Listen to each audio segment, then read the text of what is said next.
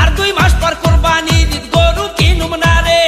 এইটাই ধইরা জবাই দিমু টাকা লাগবো না রে দিমু না রে দিমু না রে গরু দিমু না রে না রে কাকা কই কই কই কই কই কই কই কাকা কই কই কই কই কই কই কই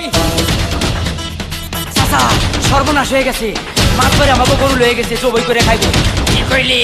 আমার গরু জবাই করে খাইবো আর আজকে উঠি সবাই খেলাবো হ্যাঁ